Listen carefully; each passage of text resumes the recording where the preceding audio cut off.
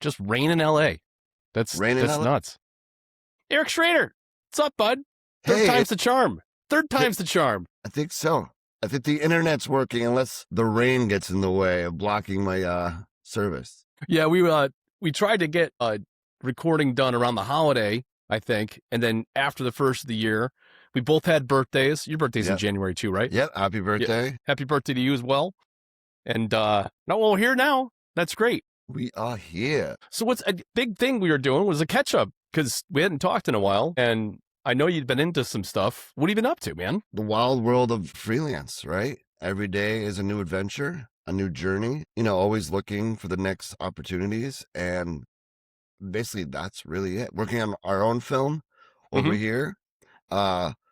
Basically watching AI videos every day while having breakfast. Because it's changing every day, and it's pretty fascinating to see this develop. I might be one of the only people. No, I'm not the only person, but my circle of friends are like, you actually like this stuff? This is not right. This is against the rules. And I'm like, it's pretty cool. Well, some of the special effects, man, and the barrier of entry that it's breaking, basically, is unbelievable. This latest one from ByteDance, it's eluding me, but it's the one that they had Brad Pitt and Tom Cruise fighting together. Yeah, it was nuts. It's freaking incredible. It's incredible. Well, I think the crazy thing too, for an independent filmmakers, it's like you can almost be on the level of big Hollywood productions, which is insane. So it's like now we also have the same opportunities and keys to the kingdom if we want. Right. I mean, it comes down to a real simple element to all that, which is you still need good writing. You still need good editing, and it needs to make sense. Just because it looks cool doesn't necessarily mean it's a great story, right? Do you? Because how do some of these movies come out in the theaters anyways? Well, you said writing. I'm like, the editing, good. The effects, pretty wild. Yeah. The stories, not really sure about that anymore. And then usually the ones that have the good stories are the ones that play like the lower, like cedar theaters, like the art house theaters usually have the best storylines, and not Transformers Part 16. Yeah. Unfortunately, the studio system has leaned in pretty hard to franchises that are an IP that are predictable, right? Yeah. Every time it's the end of the world or some blue box that they need to get from the bad guys. It's always the same. It's like, I've seen this before. Force Awakens. I've seen this before. Oh yeah, it's A New Hope. Yeah. I think we mentioned that once together, or I've said that to other people too. So I was like, wow, this movie's really good. Like, this is a first good Star Wars in a while. Then you're like, oh my God, it's the same movie. Yeah, almost like beat by beat by beat. You know what I mean? Recently, there was a kids movie that came out last year. What is it? Animation from Disney this past fall. It's a sequel to what is it? The animals. They're like the cops. What the hell was it called? Yeah, Zootopia. Maybe. Zootopia 2. And I'm just like, okay, cashing in another one of those. Dude, that thing did nuts money. It did like 1.6 or 1.8 billion globally.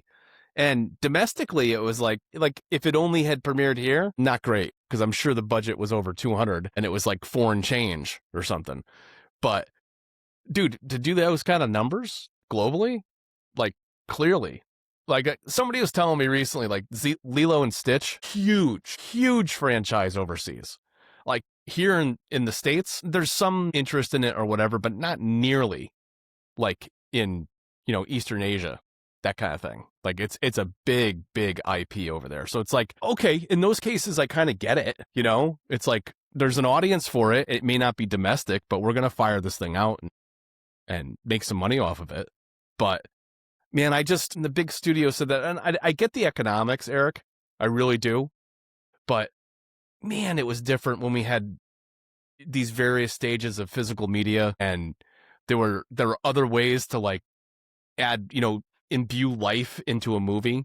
Like the whole cult following of something when it didn't do great in the theater by pay-per-view, and then, exclusivity on HBO and the movie channel and stuff. And then finally it comes to a video store and it's only exclusive there. It's not sell-through, right? You can't buy it at Walmart or anything.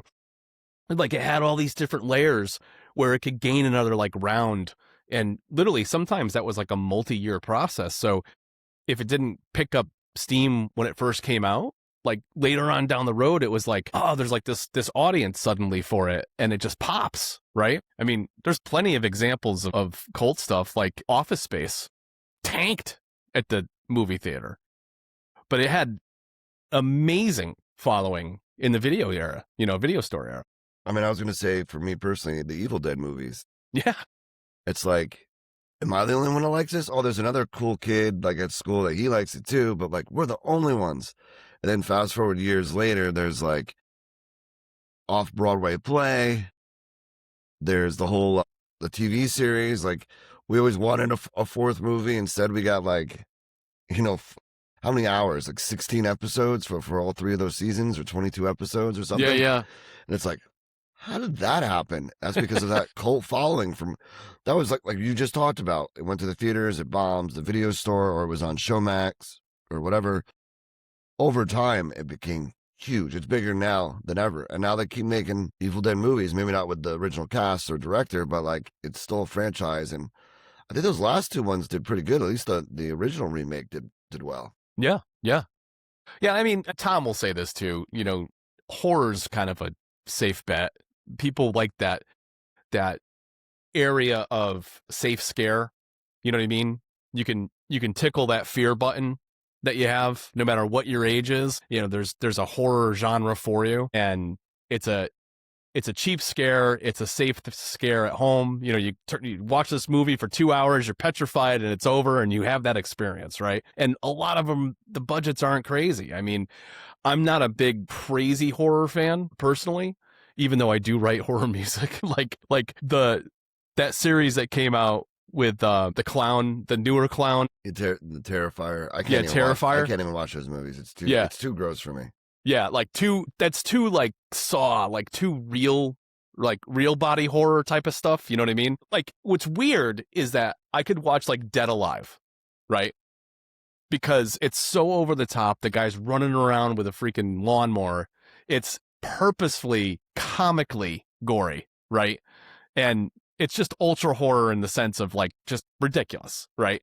But when it's something like torture porn horror, like I just can't. Like I'm like, that could really happen. Somebody out there's watching this and like getting ideas, and I'm just like, no. But from a independent movie perspective, that thing killed.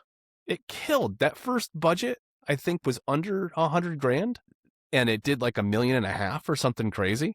So, I mean, home run. In each successive one, it went up in budget, and had many multiples of the budget. So that they killed it.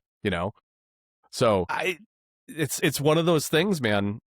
You could in the 80s, the independent video stores would be buying stuff like that left and right, that and porn. But, like that for they would make a movie like that for 50, 60 grand. And dude, they make their money back multiples, and it was direct to video, You just don't have that opportunity now.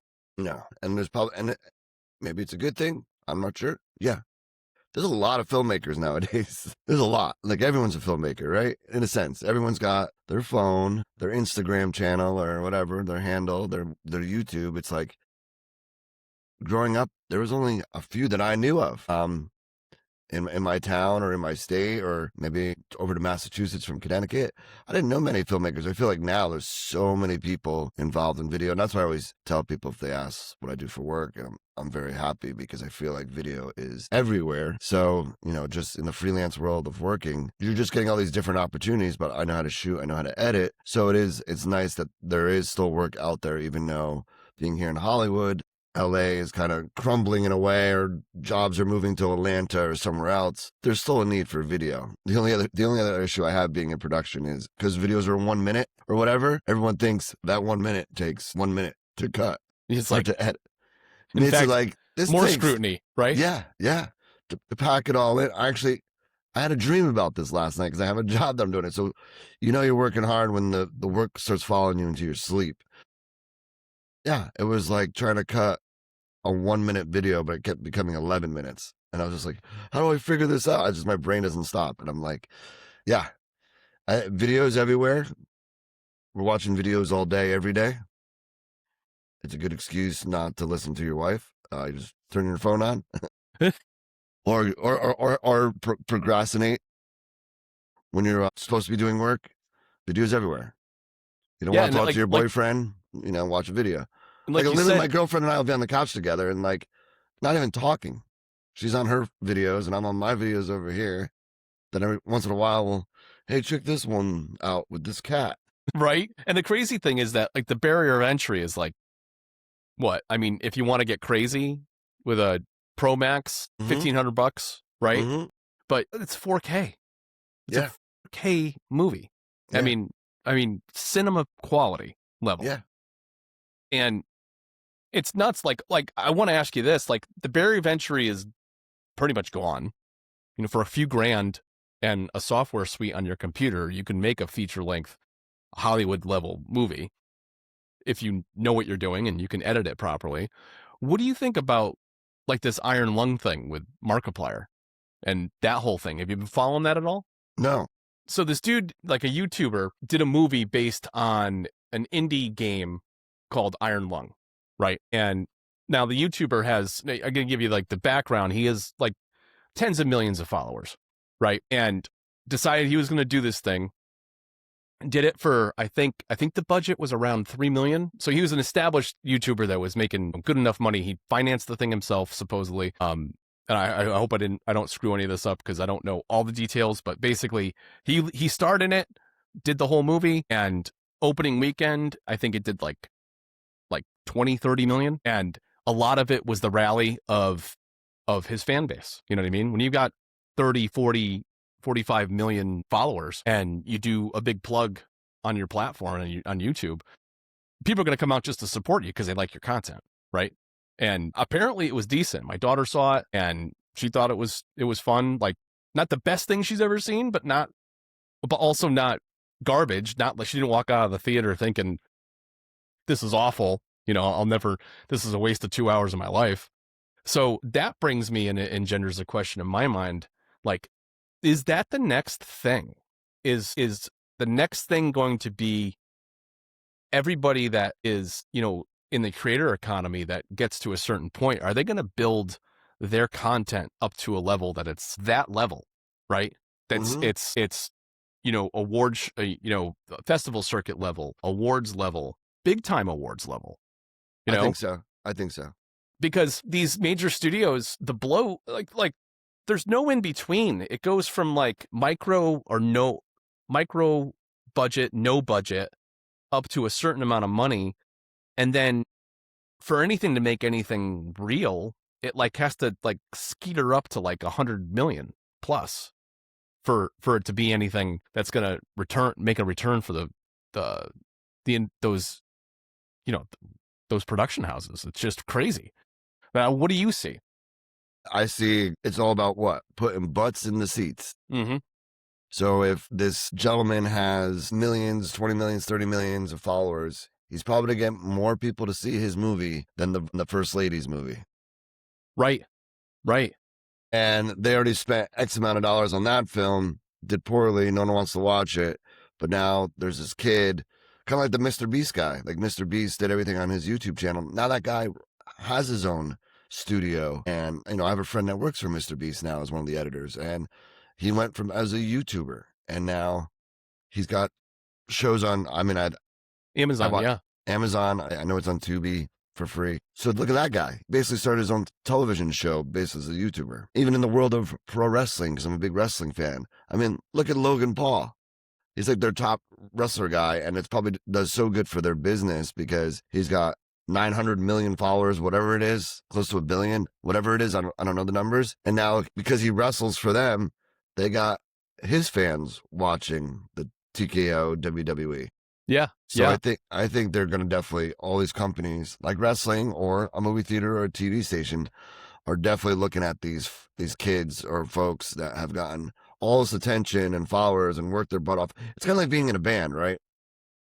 If you built back in like the early 2000s, we had a lot of bands touring, that whole Warped Tour generation. A lot of bands were getting signed because they did it themselves first. And then a label would come in and sign them based on all the hard work they've already done. It's sort of like that with these YouTubers. Right.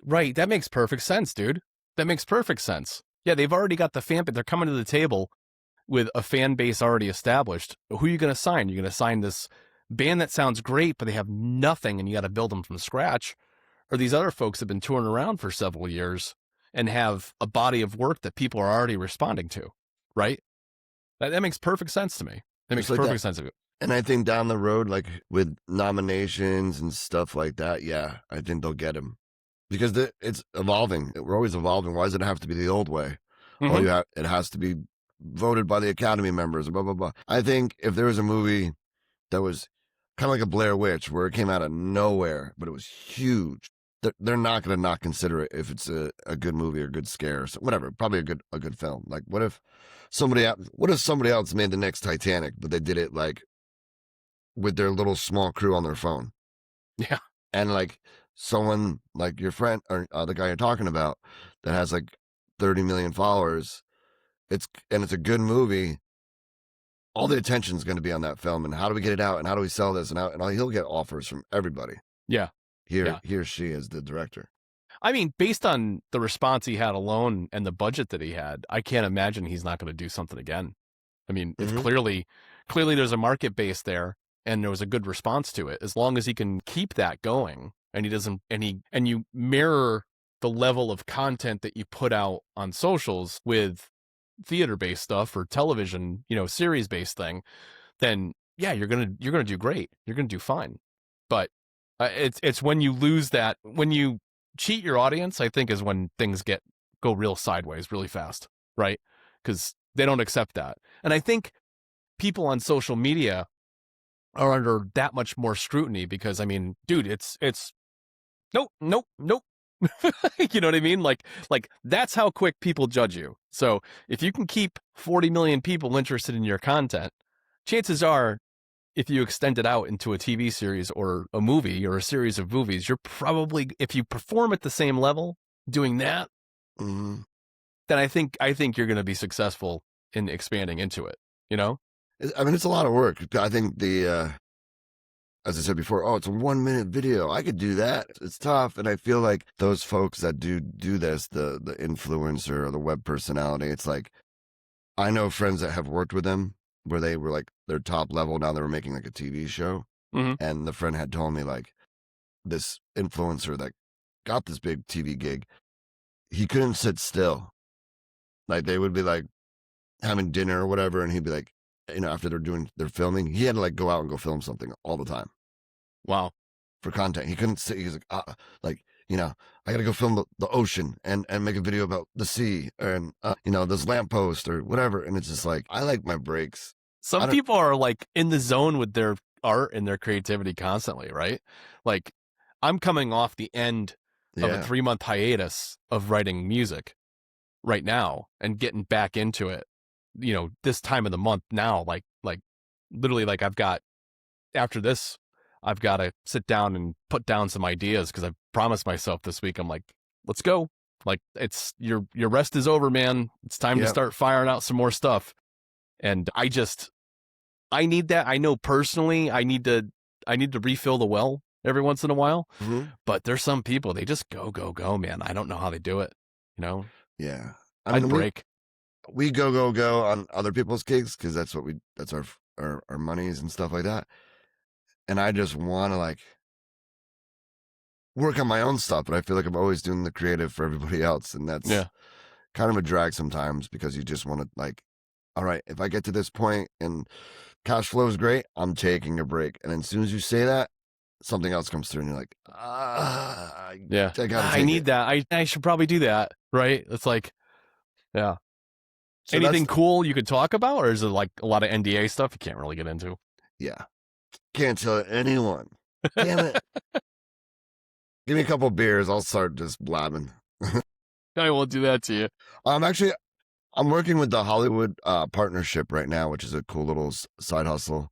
And that's just basically doing like spotlights on the city itself, trying to get, so it is fun because I love Hollywood. I used to live on the boulevard, off the boulevard. So it was just fun to be there with a camera and just hanging out in the old hood, Hollywood. Nice. I live in North Hollywood now, so I've graduated to a mature adult. But I do enjoy filming in the city and having all the permission to film. Mm-hmm. Okay, again, so going back to like AI, and I was just talking to my old boss about this. Like, we don't have time to do like drone shots for this particular project I was working on. I mean, we have permission, but to set it up and we're just moving and we're doing like all these interviews all day. I was literally getting high advantages of this, like just going up, this escalator over here or get to the second floor of this place and just taking photos with my phone.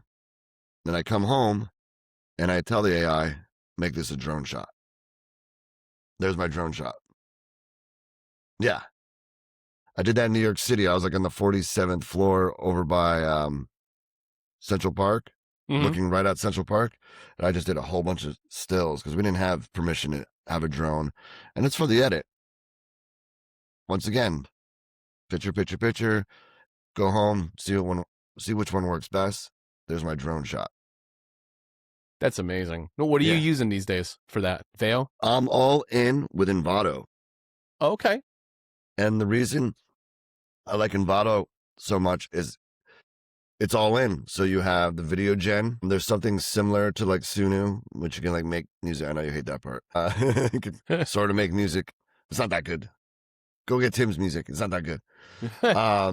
They have sound effects right there. So you could literally just type in, I need sounds of animals on a farm. Yeah. And it will, like in seconds, keep spitting them out. So it's great for sound effects because, on all these edits, we're always doing sound effects pass. And I have drives of libraries, but it's like so tedious to like, okay, where's the folder for farm sounds? Where's the right? It does take a while. So it's nice where you're like, I need this, type it in, and then you have generations of it to work with. Does it generate the sound via the software, or is it like part of a library it already has, or do you not even know? I don't even know. I think they built the system somehow that it's just pulling from all over the net and just creating a sound. I think it's its own, a mixture of other sounds, and it makes it its own sound. Yeah, maybe. Yeah, and also because that's the argument with Suno, right? If you prompt it a certain way, the theory is, at least with some people, is that it looks at the large language model, and maybe you wanted like a pop thing and you suggested Britney Spears-esque or something like that, and then it pulls in phrasing that sounds like toxic or something. And I think that's where people get real weird, is that they're like, okay, well, you're just ripping off existing stuff, because if you parse it detailed enough, it trained off that, it's going to grab that information and it's going to make a song with heavily influence so much more than, say, you or I, having listened to Tool and, whatever over the years, Zeppelin, and, oh yeah, I can hear some of the influence in there in your phrasing, but you're not pulling a full lick from them. But I can see like your note-ons and stuff. There's a lot of influence with this and this band, right? Whereas with the AI stuff, if I feel like it pulls enough of the phrase that it could be a problem, man. It's especially with like, you do a video on YouTube. YouTube's algorithm and their checking system doesn't give a shit where it came from. If it sees similarity, it's going to create a claim. You know what I mean? It's like, nope, this already exists, blah, blah, blah.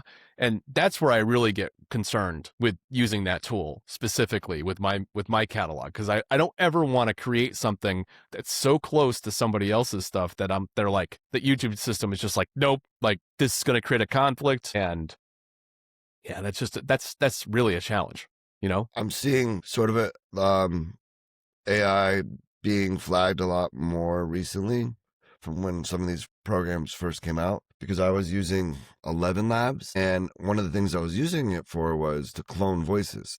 Mm-hmm.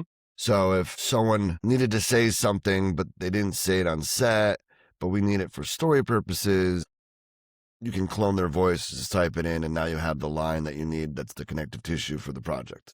How does that work? Do you have to get clearance for all that? Depending upon... Well, these are all, whoever's watching. Yeah. These are internal like sizzles. So this doesn't go anywhere. So it's all, Gotcha. This is all go, right? Yeah. They're like pitches. Yeah. So when they go to the heads, or they go to the table, Netflix or whatever, they could show them this. Okay. So that's what's really good for. But also my own film, I have a movie that I'm working on called Shoot the Guns 2, the sequel that needs no prequel. It's a dumb cop comedy.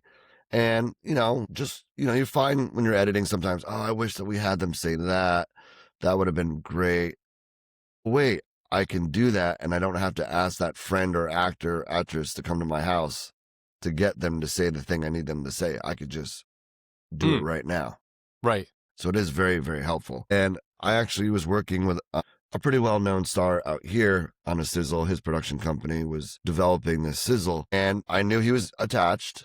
I didn't talk to him directly, but I knew he was attached. When I was making the sizzle, they had VO. I was like, well, why don't we just have him do it? Because if you're going to try to sell this thing, you should have the big name be the voice. And he has a very recognizable voice, pretty well known. And so I literally just did it without any permission at first, because it was internal. Yeah. Yeah. And I knew that the producer said they could get him to do it eventually. So go ahead and do whatever. Okay. So I said, all right. So I basically took this star. He was on the Howard Stern show. And, the reason I picked the Howard Stern show is not because of the content, because like we're talking now, the mic sounds so good because of the Sirius radio station. So I sampled that person's voice from the Howard Stern show for like 30, 40 seconds. And then brought that into 11 Labs. And then with my script, was able to get that actor to tell the story that we needed for the cut.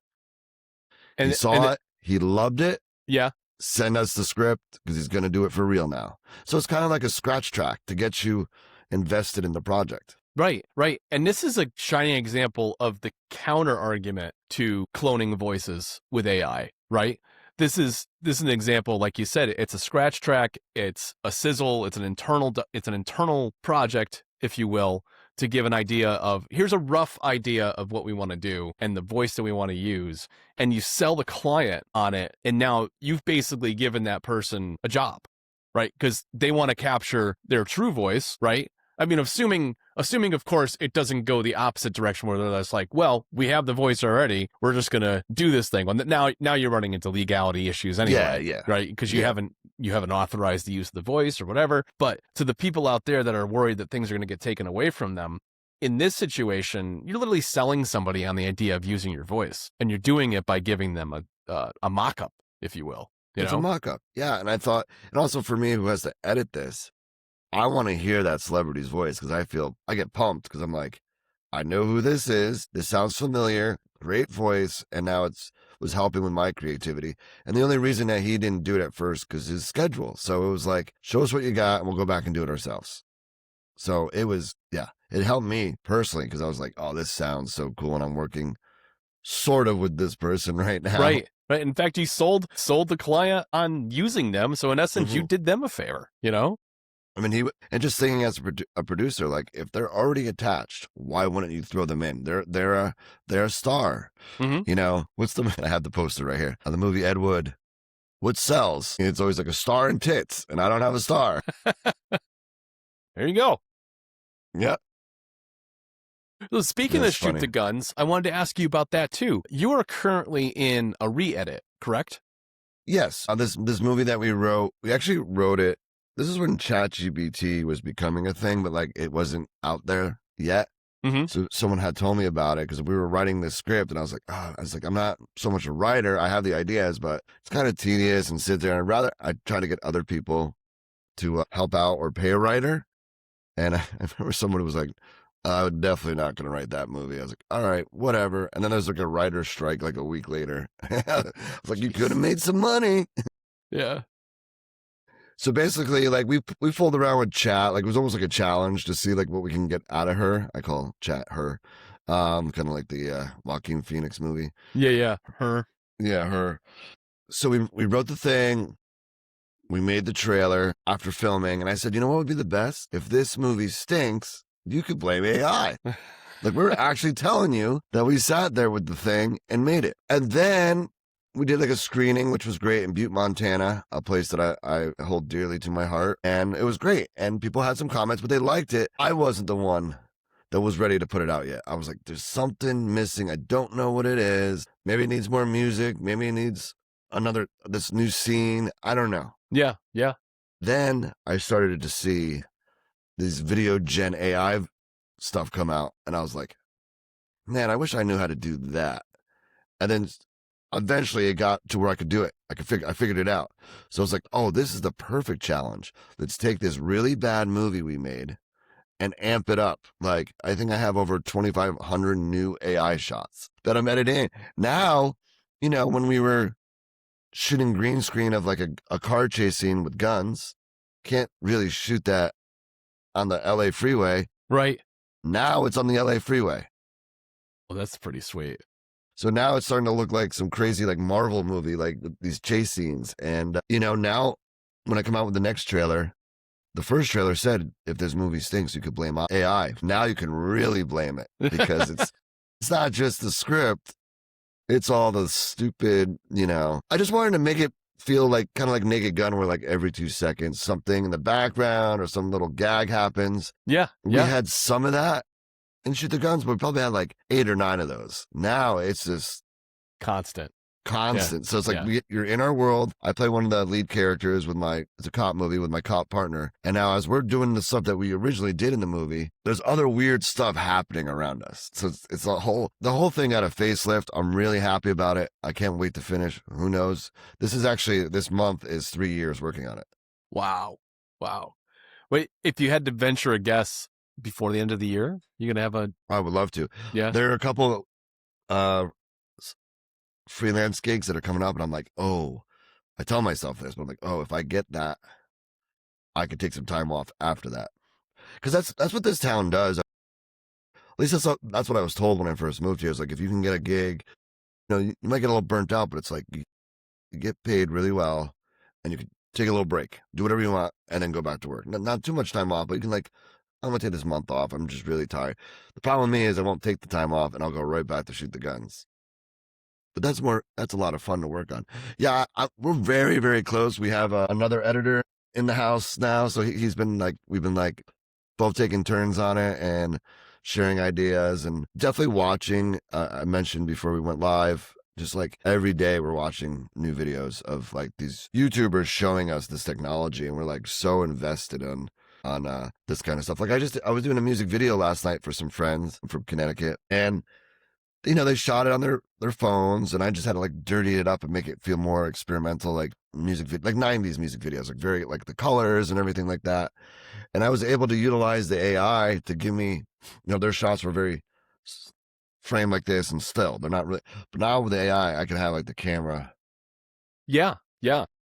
So now I love that because I could take something somebody else filmed, because if I was there, I would have done that myself. But now I could take their footage and add motion to this static shot, which I think is dope.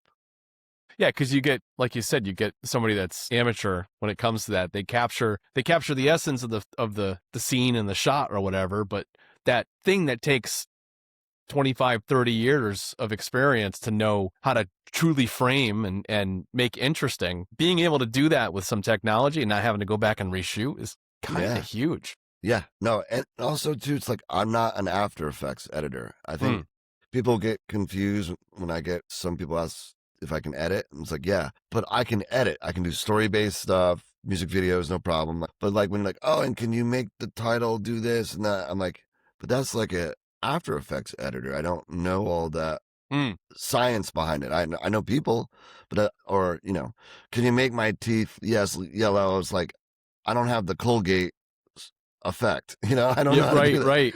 I mean, I could try, but it's like literally, you know, having to get right there and then don't change the rest of the shot.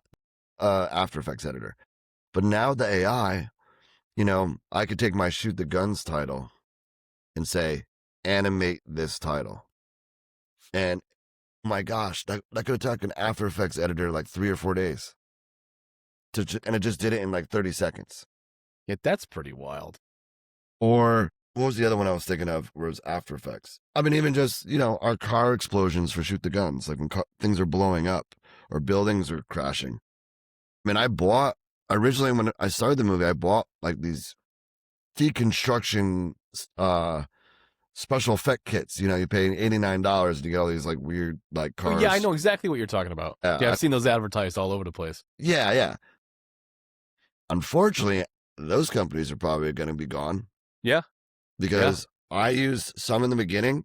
I'm like, oh, geez, I wish I had this Envato back then. So now I'm taking footage of our car that we use for the cops.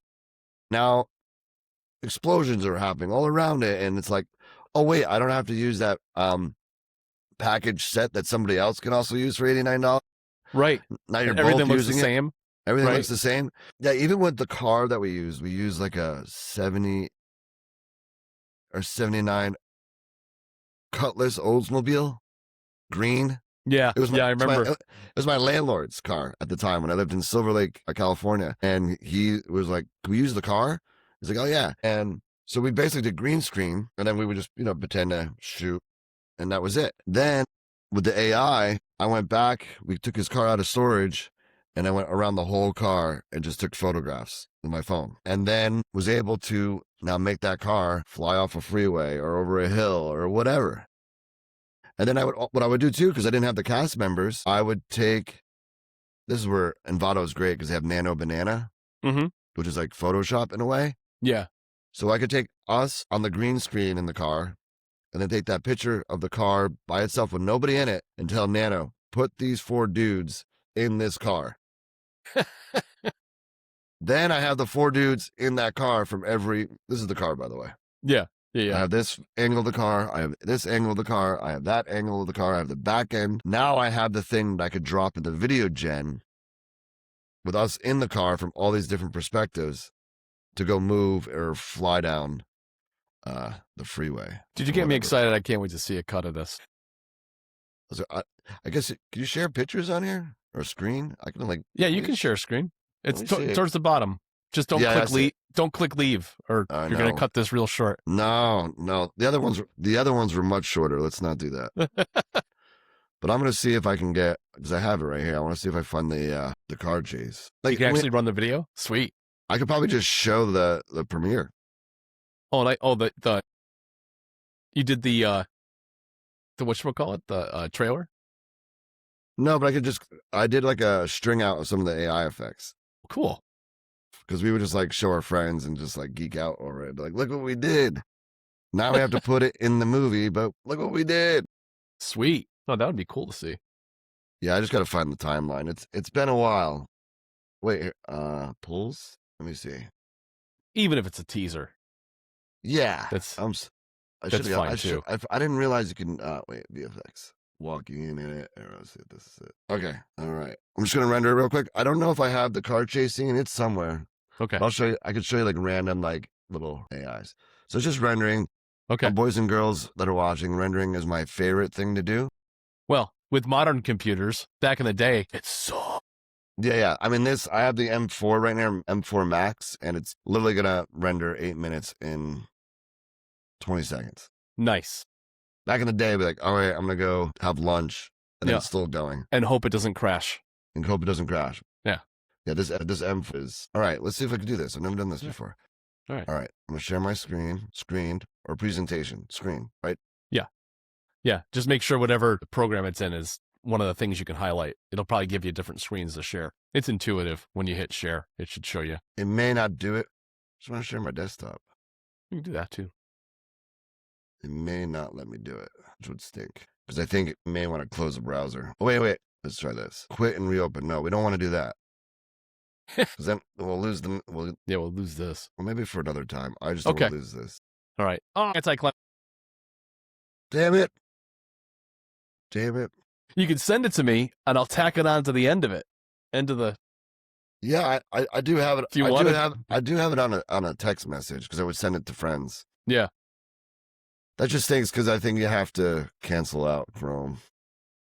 Chrome wants to share with rival. The site will be able to see the contents of your screen. Sure. That's fine. Share. I see. 1 second. Was there something you had to click? What, dude? Yeah, I got 3 behind me running around. This guy, he's right behind the mic stand. He yelled at you a couple times earlier. He was like, yeah, I can hear him. All right, whatever. I don't know. I just don't want to cancel the thing. Yeah. No worries. We could always, I think I can add it in. I wish there was a way you could just drop it in. Like if I had like a little quick time, be like, here, you play it. Yeah. Yeah. I think I might be able to add it in the editing process on Riverside. That'd be interesting if I could drop it in as like a pre-roll to the whole podcast. You know what I mean? And just have it in the front and then be like, hey, here's you. And then we're talking about it later on. Yeah. Yeah, we can do that. Or it's a post-roll, you know, hey, we couldn't get to it, so it's going to be at the end. How about we just say, that's what we're saying now. It's at the end.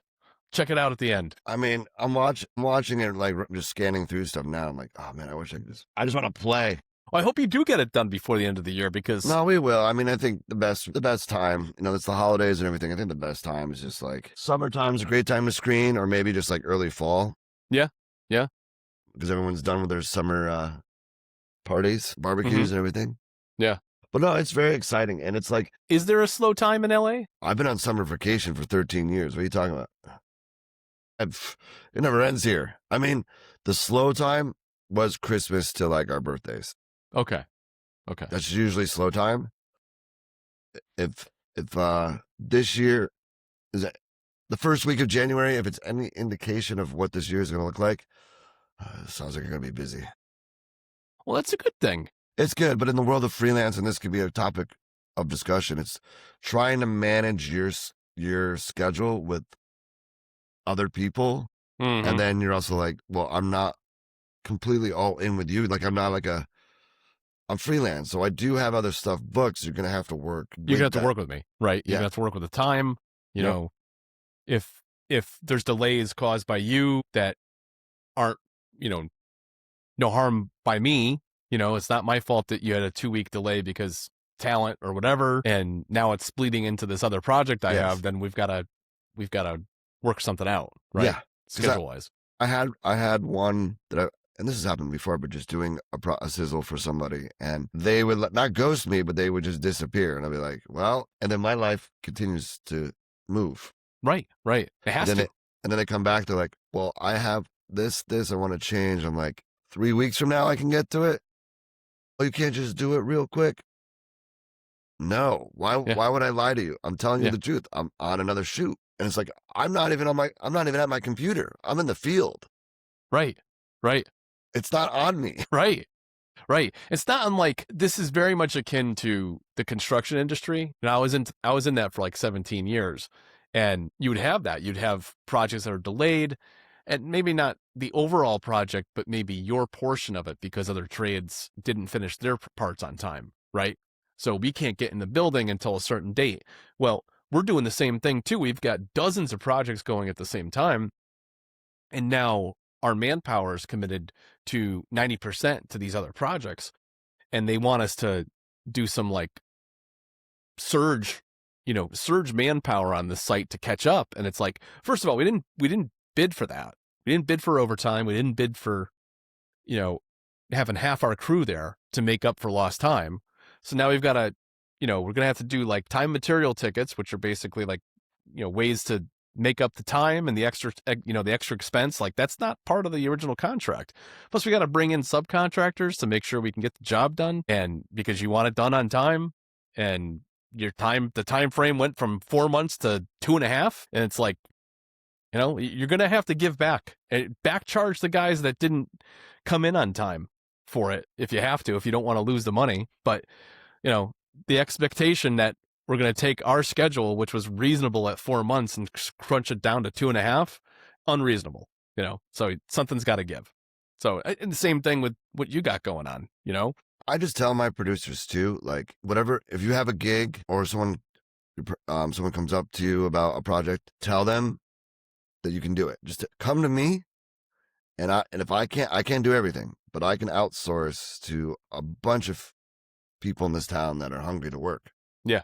Because I can't do everything. And then sometimes it comes to that. Like, if another gig comes and it's bigger, or I just had it down the road and I can't finish, I'm going to have to give it to somebody else that I trust. Obviously that I trust. And I could always take a look at it later and make changes and stuff like that. But yeah, you get the rough edit from them, and then polish it in your own vision. Yeah. And that's just I miss the days of Life Below Zero. the show that we worked on, because it was just like Monday through Friday, long hours, great pay, but you knew where you had to be every day. Yeah. Yeah. And then the only opportunity to take on more work was just maybe on the weekends. I could do like a music video or like something really quick, but Monday through But you're Friday. probably satisfied with the weekly work, right? For the most part. But I bet you back then too, I was like, oh man, I wish I had some more time to go outside and Yeah. not be in the office and being told when I can go home. I don't like that part. Yeah. I think that the best thing about working from home ever since COVID is having the hours that you want to work. Because I think myself, the other editor here, like we tend to start when the sun goes down. Like there's been nights where I would get up to get some water in the kitchen. I've already gone to bed and he's got his headphones on. He's still cooking over there at like 4:30, 5 a.m. It's like, I know what that feels like. Your phone's not ringing. Yeah. You have complete and utter silence and complete and utter focus on the thing that you want to do, right? Yep. Besides nobody's interrupting your workflow. Besides the cats. Yeah. Yeah. But they're like, they're moral support, dude. Yeah, they're kind of like, hey, why don't you take a break and scratch my belly for a second? Hey, if they're letting you scratch your belly, that's a sign of huge trust. Oh, yeah. You know? Oh, yeah. Yeah. They most of the time they'll attack. Yeah. No, we have no attackers. No attackers here. They're quiet right now, which makes me nervous. It means they're into something. They're tearing something up. They figured out how to open the kitchen door. They'll let themselves outside. And are they outside cats? No. Okay. We go out for recess. Okay. So we do it together as a family. Got it. Is it fenced? Like they can't get a... There's a giant stone. It looks like a penitentiary. There's a giant stone wall. But one of them still knows how to clear it. Yeah. Little parkour. So eyeballs on him the entire time. Yeah. Yep. He's the bad boy. He's my oldest. He's the bad boy. You're very trusted. Like this guy, he's got a bum leg, so I don't think he could vault high anyway. If I had a situation where I had fences behind me, I'm sure I'd be fine. But they have air tags, so yeah, the air tags don't work that far away. You'd think they do. I don't know. There's some radio towers in this neighborhood, so I don't know if that's like blocking the signal. Yeah. But it helps because I'm like, okay, I lost sight of him for a second. Which wall did he jump? Is it that one? And then I can find him. And it's all like on your phone, like on an app. Yeah. Well, that's amazing. It's like all four of them. Like, it's like, I don't know if you can see. Where's my cat? Yeah, where's my cat.com. But yeah, it's a little bright, but there's like, they each have one. So there's one. That's amazing. Yeah, even in the middle of the night too, I'm like, I haven't seen Stevie in a while, and I'll just be like laying in bed. I go, oh yeah, she's in the house somewhere. Like, and I'm good. Yeah. I'm good. I get nervous because people come in and out of this house and don't lock the door. And maybe don't even see it skirt past them, right? Nope. No, they're fast. Well, as you're doing these edits, man, if there's something missing or something you can't find, you let me know. I know you used a ton on it already, on Shoot the Guns too, but oh yeah, if there's something else that you need for a different mood, you just tell me. And because I'm getting back into the swing of things, man, and I think in the next 2 to 4 weeks, I'll be full tilt in the ideation stage where I'm not even going to go back and do any real edits until probably the second quarter. I'm like, not till April. So between now and the end of March, I'm just going to start popping down a bunch of ideas, and then I'll start publishing again. That's partially by design because I'm doing a transfer. I'm moving from DistroKid to a different music distributor based out of Amsterdam, and they actually distribute to like almost 3 times as many DSPs that DistroKid does. There's a lot more opportunity there for great revenue, royalties, and all that kind of stuff. So, and there's real humans that answer the call when you have an issue, as opposed to a flat fee place you publish to, and when something happens, they just unpublish something or just do a cease and desist. Like there's no help. Like you can just see my frustration. There's no help in that regards. But you have to try things and then go down that road for a while, and then get frustrated enough to be like, okay, there's a better solution out there. What is it? So distro child. Yeah. So not that DistroKid, distro child. So yeah, that whole migration process is going to take a few more weeks. So during that time, I'm just going to create some ideas and then at the tail end of it, I'll have a brand new platform to publish on. So I'm psyched. That's great. I'm psyched about it. And then you'll be publishing, you said, probably April, or doing mixes in April? Yeah, well, probably finalizing things and publishing mid to late April. Yeah, and then throughout the rest of the year. So that might be perfect timing. Yeah. If all these gigs are coming up now in March, I'd love to take a little break. Yeah. Well, punch me genres, man. When you're as you're doing stuff, just tell me. I'll incorporate it into my workflow. I do that with all my special peeps. You're in that list. So. And congratulations on Video Dream. I've watched all the Seymour movies, the stuff you guys done. So I'm looking forward to seeing that as well. Yeah. It's people keep asking me about it because we've been doing this, 12 to 18 month. It's going to end up being, I think, festival run on it once it's all said and done. And I'm like, it's not available yet. I'm like, it's still running the festival circuit. We started last spring. It's going to go through this summer a little bit into early, like just before the fall. I think August is our last is the last festival that we're going to get a response from. But we've got 27, 28 more to hear back from. And we put it into I think Tom said to me the other day it was 120. Oh, and we've gotten some 20 wins, 40 official selections. I think those numbers are right. Tom, sorry if I'm wrong. But not a bad ratio. If it stays at that, it's 1 out of 3 was an official selection. I can't beat that, man. That's a good response to a film. And then obviously streaming and all that. Just figuring out the plans for the future. Yeah, we're gonna definitely we'll do streaming again with it for sure. Also entertaining the idea of a physical release like we did with American Expendables. So that was fun. We did that with Vinegar Syndrome, and they did an awesome job. I don't have one in front of me, but the cover art's great, and that was just a lot of fun. So that's great. Cool. We've been getting, and I love to promote as well. We did a doc 2018, 8 years ago, called "Will Work for Views." Is it 8 years ago? Yeah, right, something like that. 8 and 18, 16, yeah. 2026. Will Work for Views. It's a documentary about Weird Paul Petrowski. He's a YouTuber, probably more famous now than he was when we started, but I think that's cool. And he just had posted the other day how it was 10 years ago when we first called him to ask him if he wanted to make a movie about his life. And his response was, well, if you don't do it, somebody else will. And I was like, that's a great response. And it's been getting a lot of love because Paul, he's still out there doing his thing, and more people keep finding out about it. That's cool. Where can we see it? It's on Tubi right now. Okay. Will Work for Views? Will Work for Views. Yeah. Nice. It's the lo-fi life of Weird Paul. And it's cool because even though we're done with that film, because Paul is still active, the film still has legs. So he goes to a lot of these conventions and, with these B-horror stars, horror stars, some A-listers, and he's still out there with his table. He has all his CDs of his music, and I could see from afar. He has our poster, he has our DVDs, and yeah, he posted the other day about it being 10 years since we called him. Not that the movie was done, but the initial conversation. And it's just wonderful to see all of his followers and fans post about the film, and I can just read those comments from afar that's so cool. As someone that made it, and just, because they love him.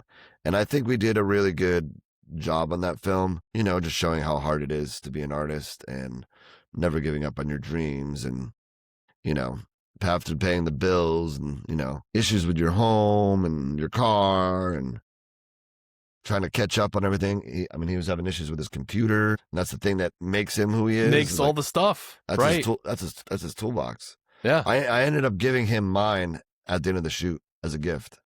Nice. Because someone had given me a newer one, and then I gave him the one that I had, which he still uses to this day. That's awesome. I mean, that's classic artist scenario. Hand-me-down stuff, second-hand, third-hand things to make things happen. And then his whole storyline and what he does is all second shop stuff, hand-me-downs. Yeah. Like when I'll I was check that out, man. I'm excited to check that out. Actually, it's all Kevin's music. Yeah. That's fantastic. Because that was years ago. That was when I was editing, 2000, probably like 16, 17. Yeah. So that was 10 years ago doing the edit. And that's when I think Tom was the one that turned me on to Kevin's stuff way back so when. peak incompetech right there, you know? Because I was using that music, Kevin's music, when I was doing like Tom's earlier films. I edited one of his earlier films, and that's how I found out about Kevin's stuff. And now fast forward 10 years and I'm following in his footsteps. It's crazy. That's right. That's right. That's crazy, dude. Sorry, Kevin, I used all of your music. I mean, he still has new stuff, but I've used, like, I'll hear people's like Instagram videos. I go, I know what that's from. Yep. Very recognizable. I could hear like the little, like, man, I don't know the names anymore, but like there's like this comedy, like little jingle, and I'm like, I know that track. Yep. Yeah, absolutely. Yeah. I mean, I could go 20 sometimes. That's sometimes too many, but 20 or so videos on any platform. And then like the 21st, I'm like, yep, that's a Kevin track. It's freaking amazing. That was great. Because I remember hitting him up about using it. He goes, yeah, go ahead. No need to call me. Like, we're good. Go ahead. I was like, just give me credit in the credits. Okay. That's how it works. Awesome. Yep. Yeah. People feel like it's completely like an incredulous thing that like, and they have to ask, they're like, really? That's all I have to do? Like, cause they're used to getting whacked with like software as a service or something, and turn around like, no, you're going to get claimed for that. And, you know, there's a $20 fee for each track or blah, blah. Like, nope. No. Give me attribution, man. Put it in the show notes. Put it in the video description. Good to go. That's it. Well, yeah, definitely. If you check it out, if you can, Will Work for Views, anyone that's watching, it's the Lo-Fi Life of Weird Paul Petrowski. Nice. Paul's out in Pittsburgh. And free on Tubi. Free on Tubi. Just so you know, and I don't know why this does this. You could go, it's still there. You could go to it, and it says content unavailable, but underneath it, it also says, you might also like this. And there's the movie. Well, that's crazy. Yeah. So it's like a bad link to a real link? And then the real link's below it. Well, that's weird. That's really strange. I'm glad you told me that, because I've been like, dude. Yeah, you would have signed in and been like, oh wait, it's not available. No, it's available. It's in there somewhere. I just hate the fact it's like, well, that sounds like they have to kind of like delete the old link. Yeah, because it's just it's a dead link. Because they must have re-uploaded it or something. Yeah, they did. Because I just Googled it, and you can watch. Oh, there's a QR code too. You can watch everywhere. Oh wow. Yeah, it's on there. It's an hour and 25 minutes. It's on there. Nice. That was my favorite. That was my favorite one we did. Sweet. Well, I will reach out to you sometime mid-spring and just ping you to make sure that, you know, you've got all your music stuff together. If you don't, you need genres. Yes. What have you. We'll stay in touch.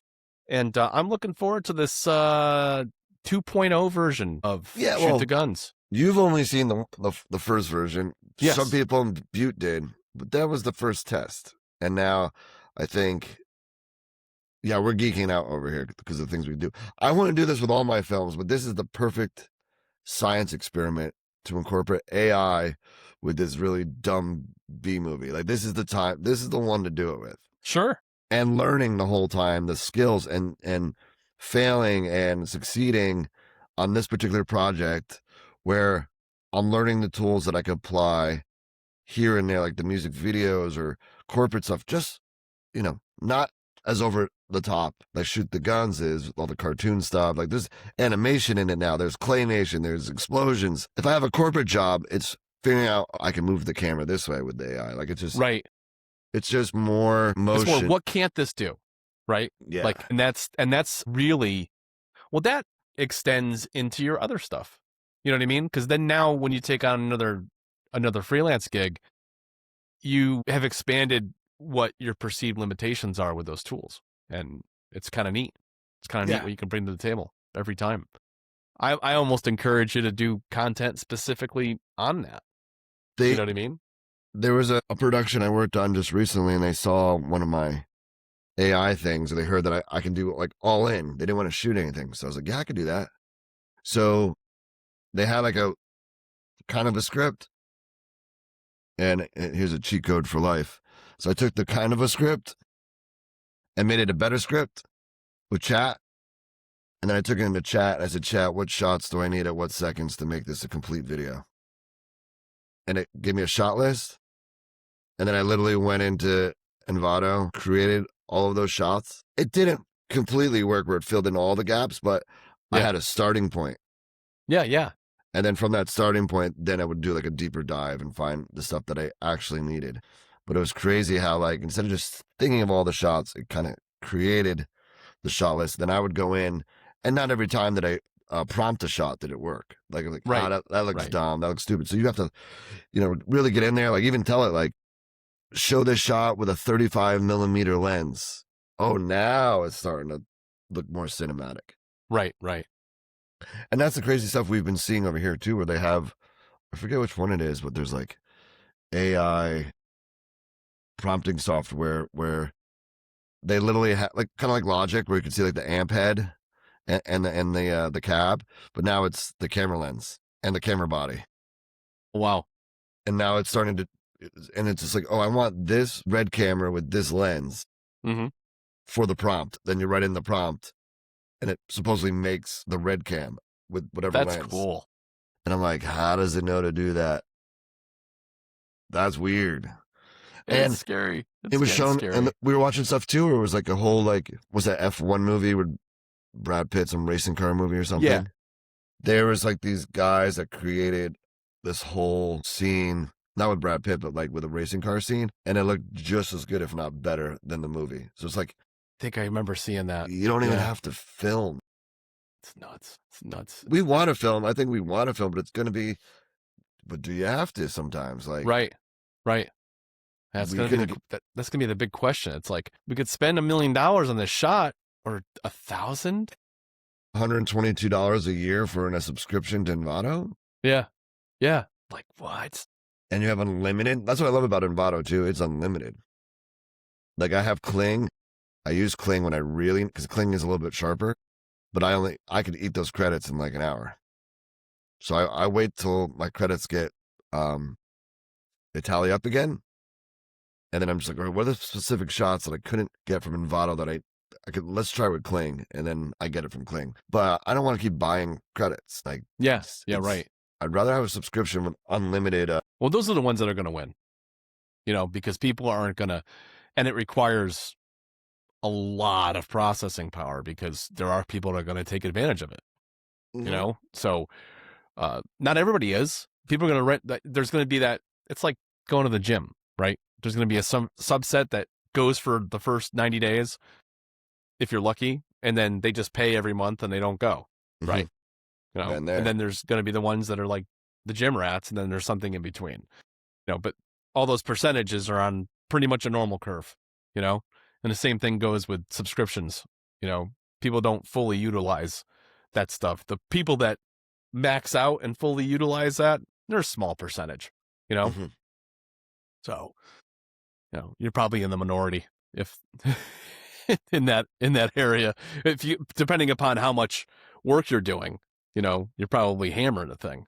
But yeah, it's nuts. Like, we had like this beautiful cartoon painting in the garage, and it's like a cowboy and his cowboy son with a gun, and then like an alien starships crash. It's a bunch of aliens eating pizza. It's a weird, like, cartoon painting. And my editor friend just took a bunch of stills of it and then brought it into the house and literally animated a little story from that painting. That's pretty cool.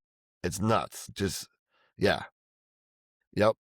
Like, even in our movie, we have it, like I mentioned before, it goes into claymation now in certain. I can't wait to see it, dude. Like this one, you got to keep going. Now I got to be an asshole and just hammer you every couple weeks and text you like, dude, is it done?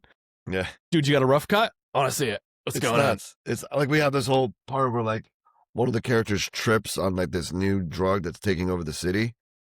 And I was like, how do you show him, like, how do you make it like Fear and Loathing, like, because he's having like a trip?